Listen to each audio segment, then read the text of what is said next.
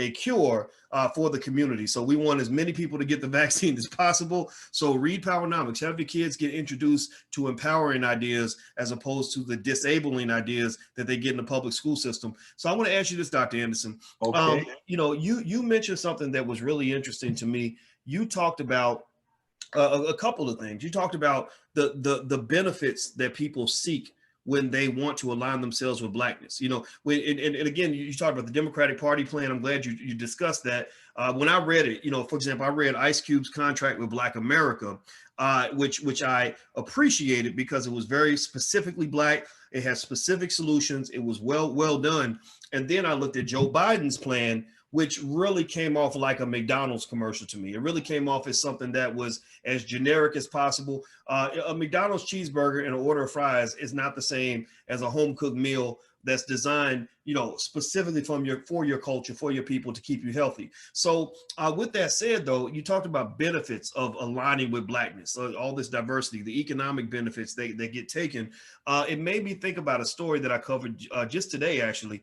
This is the third time this has happened in the last couple of years, where there was a professor at the University of Wisconsin, or a grad student teacher, something like that, who basically had to resign because she was pretending to be Black. She just put it when they asked on the application, what's your ethnicity? She wrote Black. And then 2 weeks before that, there was another teacher at George Washington University who got busted for pretending to be Black. A few years before that, you had a lady named Rachel Dolezal, who was another university instructor who basically got busted for pretending to be Black. And so I said, why all these professors run around here lying about being Black? And it made me think about what you talked about, like with $5 Indians and stuff like that, that people want those benefits, that there are economic benefits that come with stealing Blackness. But only aligning yourself with it as long as you need to get what you want, but you don't really want to truly be Black. You just want to be Black when it's beneficial economically. So is that kind of what you're talking about? Yes, sir. That's definitely what I'm talking about. And so that's been going on all the way back. That's why there's a difference between what I would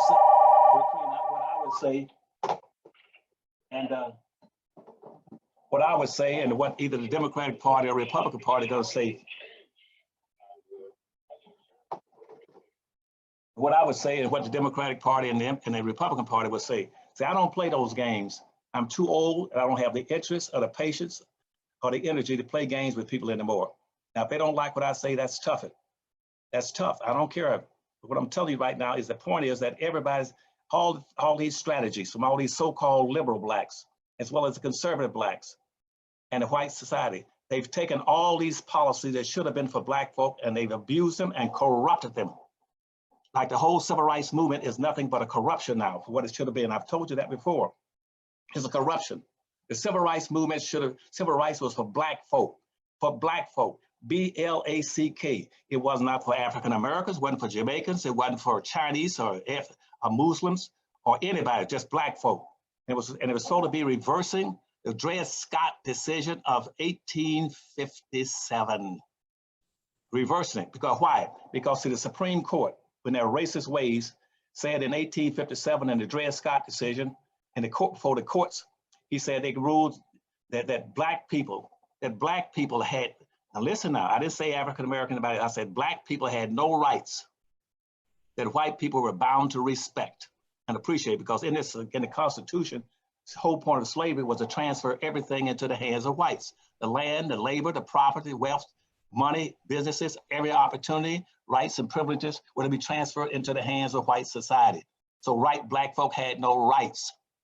Now that was in 1857. Now when the Civil War came in 1860, and after the fighting was over, and you had a few radical Republicans who were whites, and they just said, and God knows you can't you held these people down for 360 years. You got to try to do something to give them something before you set them free. And so the first civil rights law in 1865 was trying to reverse the Dred Scott decision of 1857, which says Blacks have no rights. And so what they said is that in this country, we must enact some laws. It's some laws that would give Black folk a snowball's chance of trying to make it. And that's why they enacted what you call the 13th Amendment, the 14th Amendment, the 15th Amendment, and the Civil Rights laws. All four of those things were for strictly and solely for black folk. But my people right now, either because of they're not particularly noted for some of their intellectual facility, or just intellectual laziness, or no balls, they keep letting everybody else go in and take those things from them. Just like you say, they take it off the table and everybody else uses it, and then turn around and get on it. When they take all of it from black folk, then use it against black folk. They use the 13th, 14th, and 15th Amendment against black folk. Talking about black folks suppression.